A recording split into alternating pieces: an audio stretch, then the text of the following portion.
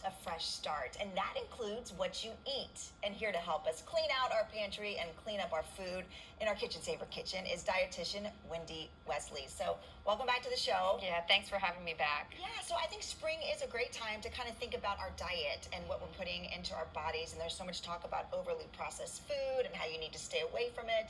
So you're going to talk about that today and maybe some swaps we can do. Right? Definitely some swaps, going from things that are processed and ultra processed to single ingredient foods and ones that contain good fiber, high fiber, and adequate protein. So is that what you're looking for? You're looking for something that doesn't have a lot of ingredients when you read the ingredients, right? I always say, like, if you can't pronounce it, it's probably not great for you. Well, we define an ultra processed food as one, it comes in a package, and two, it contains one ingredient that you can't buy at a grocery store. It's just that simple. Okay, that is simple. It's just that simple, yeah. Perfect. Yeah. Okay, so where do you want to start?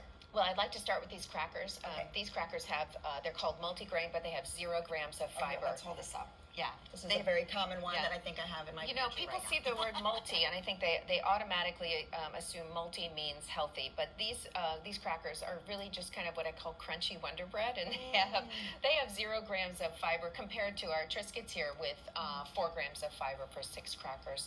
Yeah, so that's a good swap. Definitely a good swap, because you're always trying to find ways to increase the fiber in your diet. Always, always. And I think we're way too focused on protein, and we need to flip that script, and we need to talk about fiber. I love that. Okay, fiber. And so what about the pretzels? Where do those come in? Again, crunchy Wonder Bread, kind of just junky food, maybe with a good health halo. Maybe you want to swap out some pretzels for some raisins. Or how about, like, add raisins to your snack instead of just all or nothing, kind of adding to instead of taking away.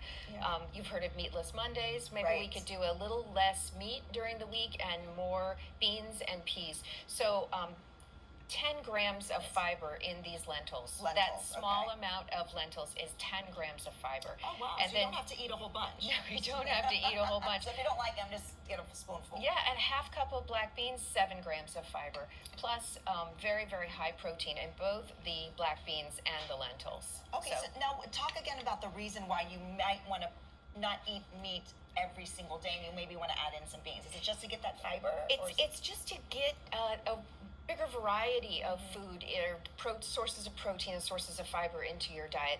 Nothing wrong with the meat, but it contains 0 fiber. So these beans and pulses contain high fiber and adequate protein, plus minerals, vitamins, antioxidants. Right. So variety is the key. Variety is the key. Yeah. Now I love this one. This is good for a lot of kids. They might need to hear this one, right? Definitely. My mantra, especially as we're getting into the hotter months, let's eat the fruit, not drink the fruit. So this really is just sugar and water. Yeah. And this is minerals, vitamins, antioxidants, also water, lots of water, and fiber in the fruit. So no limits on fruit in my practice. People say, what about all that sugar? I say, let's talk about sugar. Right. And I'm not worried about the sugar in this orange Yes. on your health. I'm concerned about all of the added sugar in this beverage. Right, and even like an orange juice, you should still eat the orange rather than drink the orange juice, even though I would prefer everyone eat fruit over drinking fruit. Right. Any day, and that goes Absolutely. for children as well. Absolutely. Okay, so what about this? Is this spaghetti sauce? Yeah, spaghetti sauce here, very high in sodium, high in added sugar. Perhaps you could crack open a can of tomatoes, add some peppers and onions, do your own sauce. This way, you are in control of the sodium and the salt, not the factory. And so I'm always trying to help people get their tongue what I call a farm tongue. You want a farm tongue instead of a factory tongue. Yeah. This is a factory tongue, and getting back to this kind of food is a farm tongue. Yeah, and it takes some practice. You might not be able to do it overnight. It does take some time. You can retrain your tongue for salt and sugar. You absolutely can. Perfect. Well, let's talk about the white rice, because I know that's a staple in a lot of households. Sure.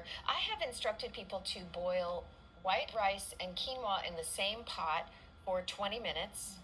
They come out cooked perfectly and beautiful, and you're also able to increase the fiber and the protein of your grain just by adding some quinoa to your rice. So you don't have to get rid of the white rice if your family really likes it. You can just add a little quinoa and you get the extra benefits. It's kind of a trick to introduce this new grain to your family members who may not be quite on board yet with a full swap. Perfect. Okay, we have to wrap, but just swap which one's good.